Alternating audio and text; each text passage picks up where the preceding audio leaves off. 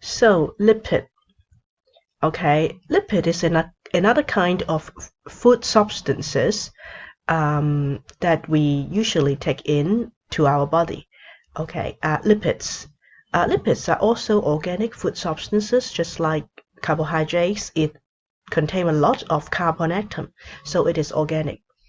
And it also contain hydrogen and oxygens, but they do not have general formula. For carbohydrates, we have general formula CXH2OY. One general formula can represent all carbohydrates. Okay, but for lipid is more diversified. It contain a lot of different groups, different types of lipids, and just one formula cannot represent all. So we do not have general formula for lipids, and also the H2O ratio is not equal to 2 to 1.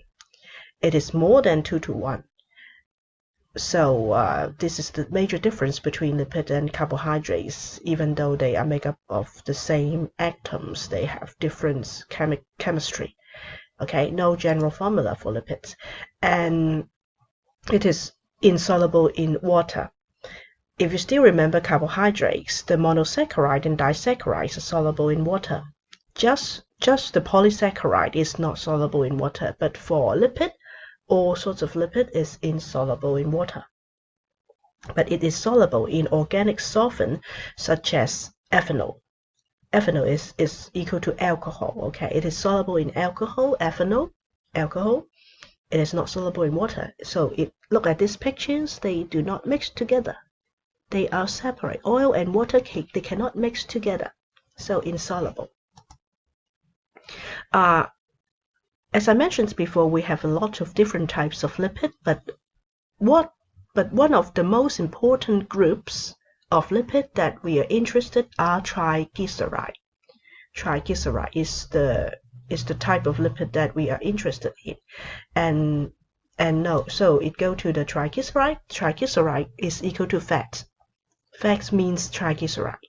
Okay, but we have two different types of fats generally. Okay, generally speaking, we can have good fats and bad fats. Okay, something more chemistry. Good fats represent saturated fats, and bad fats represent unsaturated fats. So unsaturated is not good. Saturated is good. Okay.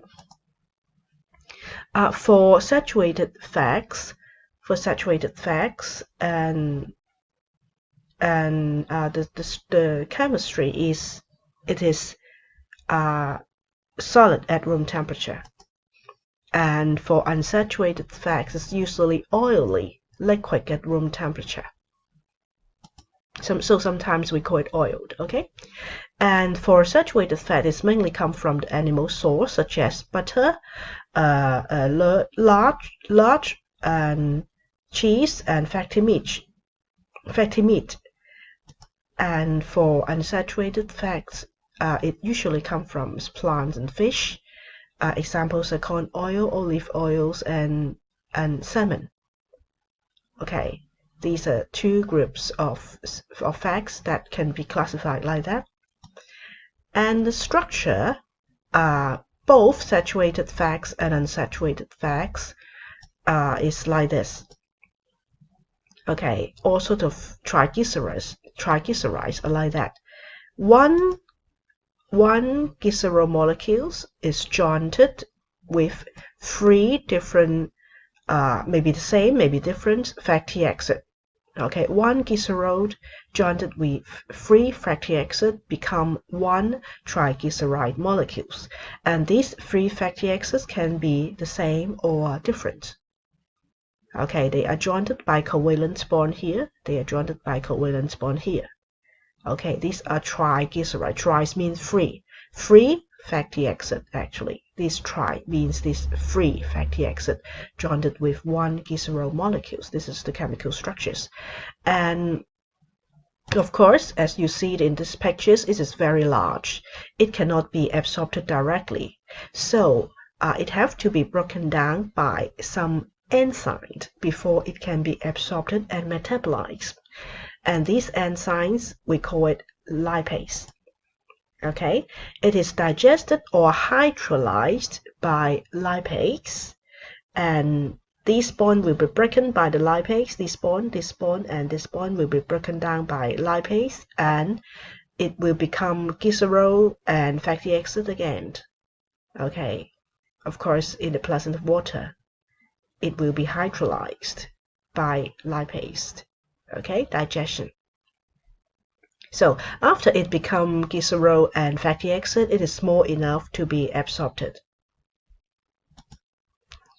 For function of lipid, okay, it have a lot of functions, such as it can be an energy source, just like carbohydrates. It can be a source of energy, and 1 gram of lipid can release 38.9, maybe 39 kilojoules of energy, double amount of carbohydrates. So 1 gram of lipids can release the same energy as 2 grams of carbohydrates. So rich in energy. Okay, and also it is also a very good energy reserve. It can store up a lot of energy.